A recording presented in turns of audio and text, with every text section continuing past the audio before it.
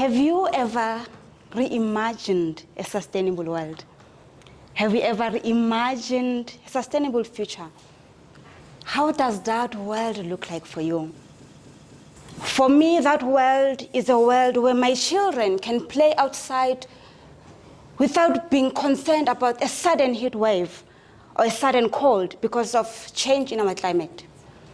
It is a world where I can take my family for a vacation, stay at the beachfront, and not wonder about the catastrophic events that may happen because of the rise in our sea levels that may actually lead to flooding. Sustainability may mean so many things for so many people. And today, I'd like to give each and everyone here an assignment to ask yourself that question. How does that world look like for you? Because I believe that until each and every one of us can answer that question, we are not going to start creating that world, not only for ourselves, our children, but the future that is coming after us, the generation that is coming after us. When I completed my undergraduate degree, I had an amazing opportunity to work in the gold mining industry. I work as a plant metallurgist or a metallurgist, graduate metallurgist then. It is around this time when I was also exposed to massive solid waste, not just any waste that is polluting our environment, waste that is occupying considerable areas in our land, waste that has a great potential to contaminate our water, contaminate our soil, and pollute our air. I teach a module called Advanced Environmental Engineering. And earlier on this year, I gave my student an example. I told them that when it comes to environmental pollution, what we see with our optical eyes is not a complete picture. And I would like to share that example with everyone here this morning. I have a plastic bottle, and I'm sharing this example because most of us are familiar with this, right? This is what we call PET plastic bottle. When this is landfilled, it takes a very long time to be broken down by bacteria. In fact, it may take up to 440 years for this plastic to be broken down in our land. You have heard that correctly, 450 years. Ladies and gentlemen, I don't believe there's anyone here that will live for that long, unless you are a robot.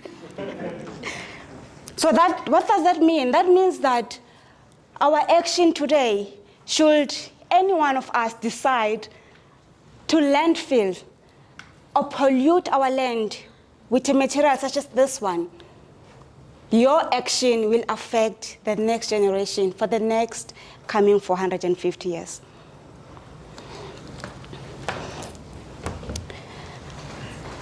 Plastic pollution in our ocean is one of the greatest challenges in the world. These plastic bottles, they get to our land, they get to our water streams, and they find their way to our oceans. It is actually said that if nothing is done to solve the plastic pollution in our oceans, by the year 2050, we will have more plastics in our oceans than the fish that we consume. You have heard that correctly. That means that the entire ecosystem is disrupted. Not only that, that now begins to even affect food security. I said that there are things that we do not see with our optical eyes. And one of the things with the waste such as this one, it is that it is made of chemicals. When a plastic bottle such as this one is lying in our land, there are chemicals that are emitted. And that picture, ladies and gentlemen, it is a picture that applies to so many solid waste that is generated by so many companies, different industries in our societies. You may see a solid waste that is just lying there, But in that, there are contaminants, there are hazardous constituents that find their way into our land, pollute our air, pollute our groundwater and our soil, get into our rivers, pollute aquatic life, and affect our human health and animals. We have researchers in higher learning institutions. We have scholars that are doing amazing, amazing research to solve some of these challenges. We have the industry that is generating this solid waste and polluting our environment. By the way, they are also looking for solutions. We have the government, which I believe that they should really bridge the gap to ensure that the solutions that are generated in higher learning institutions find their way to the industry where we can implement these solutions. Unfortunately, that is not the reality. That is not happening. These three institutions are working in silos.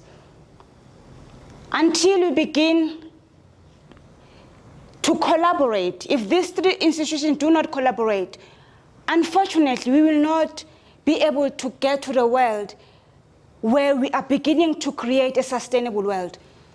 Not only for ourselves, not only for my kids, but the generation that will come after us. When I see waste, I see wealth. When I see waste, I see material, raw material that can be used to develop new, innovative, green product that can solve some of our societal challenges in our country. The United Nations has developed what I would like to call a call for action through what we call Sustainable Development Goals. And these are the goals that outline a framework and provide guidance on how each and every one of us can actually be active participant in creating the future that we want.